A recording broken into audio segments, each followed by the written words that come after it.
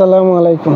বাংলাদেশের রাজনীতিতে অতীত, বর্তমান এবং ভবিষ্যতেও যে থাকবে, জামাত নিয়ে একটা রাজনীতি চলতেছে বা চললে। জামাত কি? যুদ্ধ অপরাধী দল, ৭১-এর স্বাধীনতা বিরোধী দল, রাজাকারের দল। আচ্ছা, ৭১-এ কেন যুদ্ধ হয়েছিল আপনারা ভালো জানেন। দুইটা পক্ষ কেন মারামারি হয়?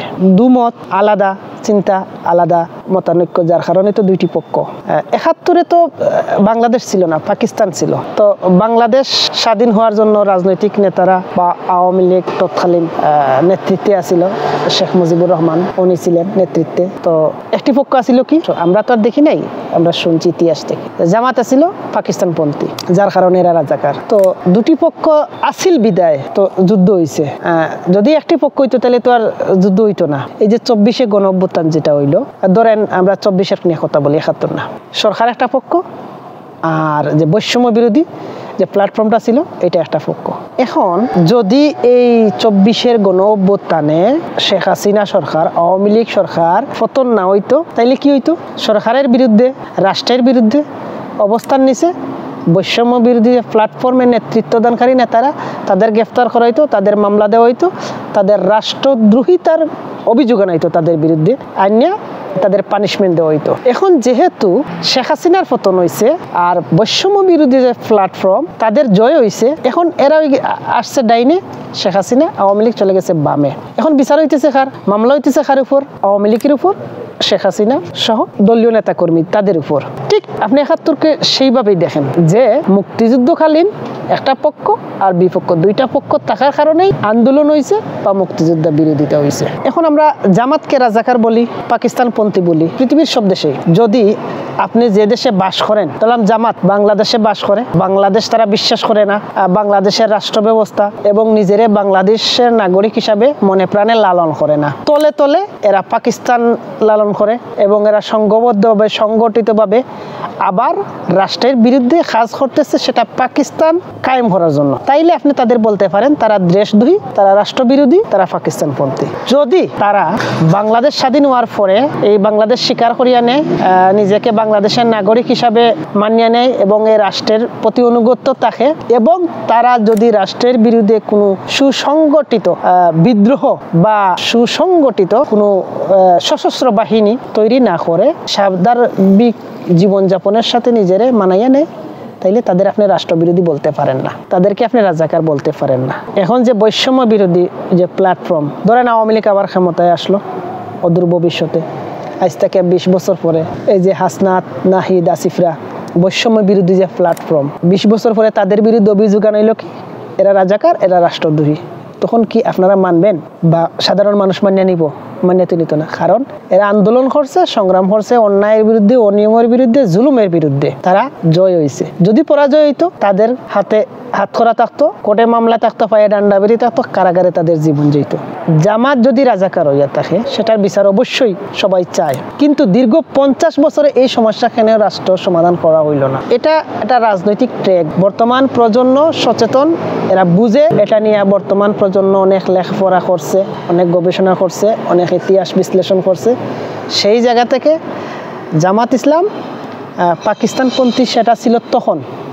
আমাদের জামাতের নেতাদের বিভিন্ন টক শোতে প্রশ্ন করা হয়, আপনাদের ৭১ নিয়ে অবস্থান কি? ওনারা ইনিয়ে বিনিয়ে বলেন আমার বয়স কম ছিল বা আমরা ছিলাম না, বা যদি ওনারা অন্যায় অনিয়ম করিয়া থাকেন তাইলে এর দায়ভার আমরা নিব না, বা আমরা এটার পক্ষে না, আমাদের পূর্বপুরুষের যে অন্যায়ের পক্ষে বা তাদের কর্ম আমরা নিব না। ঠিক আছে, এই যে ২৪-এর গণ অভ্যুত্থান হইল, সিদ্ধান্তটা খেয়ে নিয়েছিল এই নাহিদ, ইসলাম, আসিফরা, তখন তো ওরাই নেতা এই প্ল্যাটফর্মের পিছনে, হয়তো অন্যরা থাকতে পারে। জামাতের নেতারা বিভিন্ন টক শোতে এইসব কথা বলেন, এই কথাটা বলেন না যে তখন ছিল তো ৭১, আমরা ছিলাম না, আমরা দায়িত্বে ছিলাম না। তখনকার নেতারা তখন যে সিদ্ধান্ত তাদের নেয়ার প্রয়োজন মনে করছেন, ওনারা নিছেন। সেটা যদি অন্যায় হয়ে থাকে ওনাদের, সেটা ন্যায় হয়ে থাকেন, ওনারা করছেন। এখন আমরা যে প্ল্যাটফর্মে আছি, আমরা জামাত ইসলাম আছি, আমাদের জেনারেশন যেটা আছে, এখন কোন রাষ্ট্রের পরিবেশ অনুযায়ী যে সিদ্ধান্ত নিব, পরিস্থিতি অনুযায়ী আমরা নিতেছি।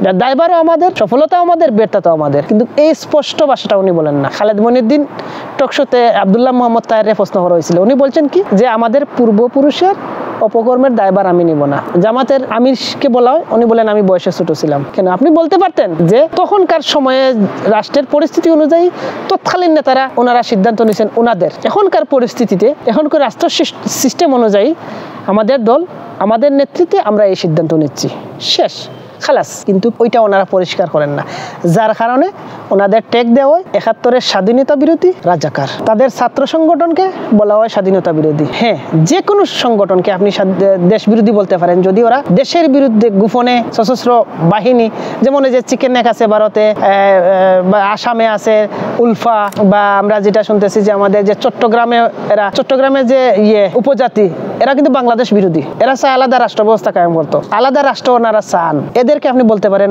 স্বাধীনতা বিরোধী, কারণ তারা বাংলাদেশ মনে প্রাণে লালন করতে চায় না, তারা চায় আলাদা হয়ে যেত। শিবির যদি মনে প্রাণে লালন করে আমরা পাকিস্তান, আমরা দেশকে আবার পাকিস্তান বানিয়ে দিব, বা আমরা আলাদা একটা রাষ্ট্র ব্যবস্থা করব, তখন আপনি ওদের স্বাধীনতা বিরোধী বলবেন। তারা এদেশে জন্ম হয়েছে, এদেশের ফাস্টফুড নিছে, এদেশের ভাষা, এদেশের সংস্কৃতি, এদেশের আইন কানুন, এদেশের লেখাপড়া সবকিছু এরা মানিয়ে নিছে এবং মেনে নিয়ে এরা রাজনীতি করতেছে। তাইলে আপনি এদেরকে কেন বলবেন স্বাধীনতা বিরোধী? এদেশে তো পাকিস্তানপন্থী বলেন জামাত শিবিরকে বা টুপিওয়ালাদের, আসলে এটা এই ইসলাম বিদ্বেষী একটা যে সুশীল আছে বাংলাদেশে, এদের একটা ট্যাগ, মূলত জামাতরে না ইসলামকে। কেন এই দেশে ইন্ডিয়ান পন্থী নাই, ভারতপন্থী নাই, তখন তো তাদের আপনারা বলেন না যে এরা বাংলাদেশ বিরোধী, এরা ইন্ডিয়ান পন্থী। শুধু এই মোল্লাদের, হুজুরদের, ডানপন্থী দলগুলাদের স্বাধীনতা বিরোধী বলেন। পার্সেন্টেজটা কত? ঠিক আছে, জামাত স্বাধীনতা বিরোধী, যুদ্ধ অপরাধী মান্য নিলাম। বাংলাদেশে একটা গণভোট দেন জামাত নিয়ে, যে জামাতের রাজনীতি স্বাধীনতার কারণে এরা করতে পারবে কি পারবে না, দেশের জনগণ সিদ্ধান্ত নিক, তাহলে তো হয়ে যায় সমাধান। ওনারা নতুন নামে আসবে, নতুন প্ল্যাটফর্মে আসবে, নতুন নেতৃত্বে আসবে, দেশের জনগণ চাইলে গ্রহণ করবে না, চাইলে করবে না, সেটা তো করবেন না। সমস্যাটা তো জামাত না, সমস্যা হচ্ছে ইসলাম, সমস্যা হচ্ছে এই দাড়িওয়ালা টুপিওয়ালা যে সুশীল, এদের এই বিখাজ, এই খাজওয়ানিটা, সুলকানিটা ওদের, দেশের আর মানুষের নাই। শিবিরের কেন্দ্রীয় সভাপতি জাহিদুল ইসলামকে একটা প্রশ্ন করা হইল খালেদ মঈনুদ্দিন টকশোতে, যে আপনারা দীর্ঘ 15 বছর 17 বছর আপনারা গুপ্ত রাজনীতি করছেন, আপনাদের দেখা হয় নাই, আমরা আপনাদের দেখি নাই, এখন আপনারা প্রকাশ্যে আসছেন। উনি মিনিমিনিয়ে কথা বলছেন, উনি বলতে পারতেন যে খালেদ ভাই বিগত 15 বছর 10 বছর আপনি টকশো করছেন, কয়টা টকশোতে শিবিরের কেন্দ্রীয় নেতাকে আপনি দাওয়াত করছেন, ইনভাইট করছেন? আপনি তো করেন নাই, তাহলে কই থেকে দেখবেন? এখন সময়ের পরিবর্তনে আপনি ডাকছেন, তাই দেখছেন। এরা তো বাংলাদেশের পতাকা লালন করে, এরা তো পাকিস্তানের পতাকা নিয়ে মিছিল দেয় না। অনেকে কিন্তু ইন্ডিয়ান পতাকা গলায় ঝুলাইয়া সভা সমাবেশ করছেন বা করেন। এরা তো কখনো পাকিস্তান জিন্দাবাদ বলে না, কিন্তু বাংলাদেশে এই ভারত জিন্দাবাদ, জয় হিন্দ, এই বাঙালিরা অনেকেই বলেন, এদেরকে কিন্তু ভারতপন্থী বলেন না। তো ঠিক আছে, জামাত শিবির যখন হুজুররা যখন পাকিস্তান জিন্দাবাদ লালন করে মনে প্রাণে, তাদেরকে পাকিস্তানি রাজাকার বলা যায়, তাইলে ভারত যারা লালন করে, জয় হিন্দ যারা বলে, তাদেরকে আপনি বলবেন না কেন ভারতীয় রাজাকার? এই রাজনৈতিক টেক বাদ দিয়া সবাই, আমরা, আপনি, আমি, আমরা সবাই সুন্দর একটা বাংলাদেশ বিনির্মাণে এই পিছনে না তাকাইতে, কিভাবে সামনে আগানো যায়। আপনি পিছনে তাকাইয়া যদি সামনে হাঁটতে যান, তাহলে স্লিপ খাইয়া পড়বেন, আপনি দুর্ঘটনায় হবে, আহত হবেন। এজন্য আপনি যদি সামনে আগাতে চান, তাহলে সামনে চাই হাঁটতে হইব, সামনের দিকে তাকাতে হইব।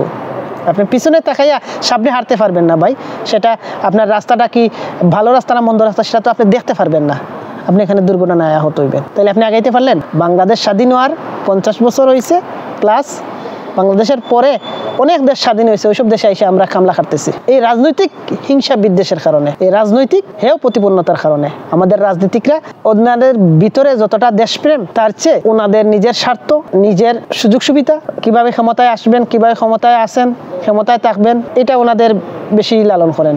জনগণের কাজ করবেন, দেশের কাজ করবেন, দেশের নিরাপত্তা নিয়ে নিজে সবসময় সতর্ক থাকবেন, ওইটা খুবই কম। তাই 71 আর 24-এ পরে না তাইকা কিভাবে আগামীতে সামনে দিয়ে আগানো যায় সবাই মিলে।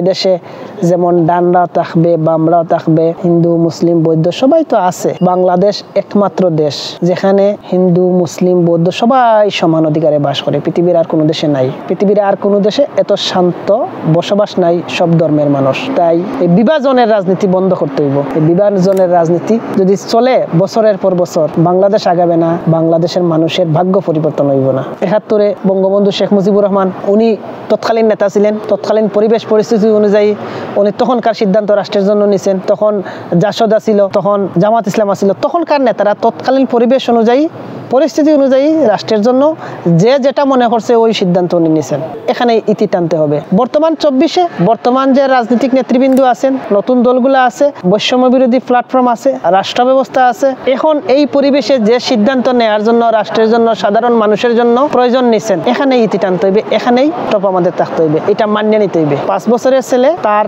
লজেন্সের সিদ্ধান্ত নেয়, আর 50 বছরের উনি দোকানে বসে চায়ের কাপের নেন, এই যে লিকার চা। তো যে সময় যে সিদ্ধান্ত রাষ্ট্রের জন্য যারা বালা মনে করছেন নিছেন, এতে কারোটা হয়েছে পজিটিভ, কারোটা হয়েছে নেগেটিভ, এটা মানিয়ে নিয়েই আমাদের আগামীর বাংলাদেশ বিনির্মাণ করতে হইব। আমার কথায় অনেকে খারাপ পাইতে পারতেন, আমার কথা অনেকের ভালো লাগতেও পারে, মন্দও লাগতে পারে, খারাপও লাগতে পারে, বলতে পারেন যে আমি হয়তো জামাতের পক্ষে নিয়ে কথা বলছি। আসলে না, আমি বাস্তবতাটা আমি আপনাদের সামনে তুলে ধরলাম যে 71-এর নেতারা 71-এর পরিবেশ অনুযায়ী সিদ্ধান্ত নিছেন, 24-এর নেতারা 24-এর পরিবেশ পরিস্থিতি অনুযায়ী সিদ্ধান্ত নিছেন, সেটা 71 হোক আর 24 হোক, এখানে সবকিছু যে সঠিক সিদ্ধান্ত তা না, আর সবকিছু যে ভুল সিদ্ধান্ত তাও না, সবগুলা মানিয়ে নিয়েই আমাদের আগামীর বাংলাদেশ সুন্দর একটা বাংলাদেশ হোক, আমাদের পরবর্তী প্রজন্মের জন্য আমরা সুন্দর একটা বাংলাদেশ বিনির্মাণ করে আসেন।